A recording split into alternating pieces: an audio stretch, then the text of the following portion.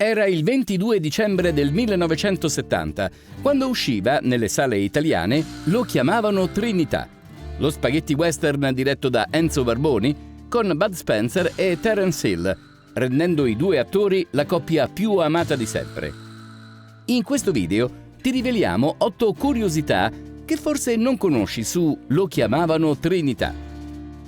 Prima di andare avanti, non dimenticare di mettere like al video, di iscriverti al canale e di attivare la campanella per non perdere nessun nuovo video sui tuoi attori preferiti.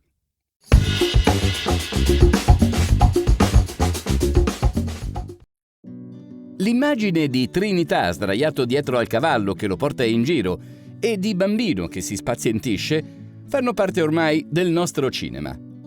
Per chi non ricorda Lo chiamavano Trinità, parla di un pistolero di nome Trinità che giunge in un villaggio dove ha la sorpresa di trovare suo fratello nelle insolite vesti di sceriffo. In realtà costui è un ladro di bestiame. Ha accettato l'incarico per poter mettere a segno un furto ai danni di un facoltoso proprietario di cavalli.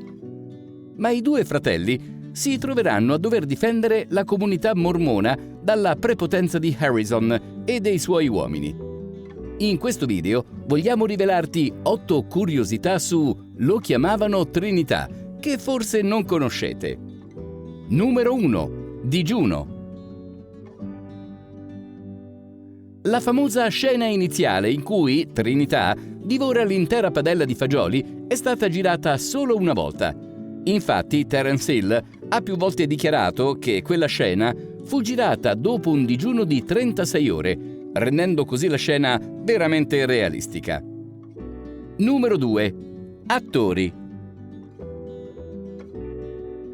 Terence Hill non venne scelto inizialmente per interpretare il film. Enzo Barboni chiese a Franco Nero di interpretare il ruolo di Trinità, ma l'attore, avendo un impegno con una produzione americana per il film Camelot, rifiutò. Così si decise di cercare un attore il più possibile somigliante. La scelta cadde in questo modo su Terence Hill. Numero 3. Scena schiaffi-pistola.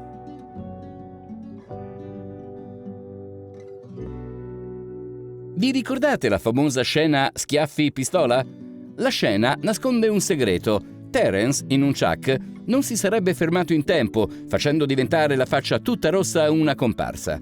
In merito a quella scena, qualche anno dopo, Terence Hill svelò in una intervista a Che tempo che fa che per fare quella scena senza tagli, gli schiaffo-pistola si era allenato per ben 3 mesi a prendere a sberle una colonna all'ingresso di casa. Numero 4. Film dei record.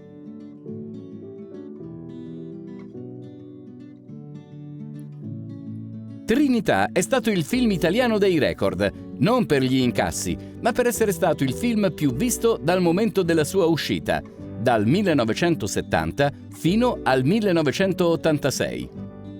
Numero 5. Location. La scena iniziale, dove Trinità giovane, pigro e svogliato, che si trascina per il deserto, in realtà è una cava di tufo dalle parti di Fiumicino.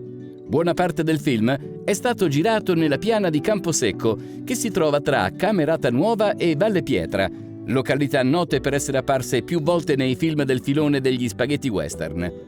Le riprese dei protagonisti, che a cavallo percorrono un alveo fluviale ghiaioso, sono state girate invece sulle sponde del fiume Volturno, nel comune di Venafro in Molise. Un'altra scena significativa del film è l'incontro di Trinità con Sara e Giuditta. La scena è stata girata sempre nel Lazio, alle cascate di Monte Gelato, nel parco regionale della Valle del Treia. Il villaggio western fu costruito negli studi di produzione della De Laurentiis lungo la via Pontina, che però oggi non esiste più perché è stato trasformato in parco giochi, il Cinecittà World. Terence Hill è tornato in quei luoghi in occasione della sua ultima fatica cinematografica, Il mio nome è Thomas, concepito proprio per essere un omaggio a Bud Spencer e in generale a tutto il filone dei western all'italiana dell'epoca. Numero 6. La slitta. La cosa più indimenticabile del film, Lo chiamavano Trinità, È la famosa slitta sulla quale Trinità si sdraia pigramente facendosi trascinare dal suo cavallo. La slitta esiste davvero e si chiama treggia e la sua storia risale a millenni fa. Era utilizzata dai nativi americani per trascinare carichi trasportati dai cavalli o dai cani.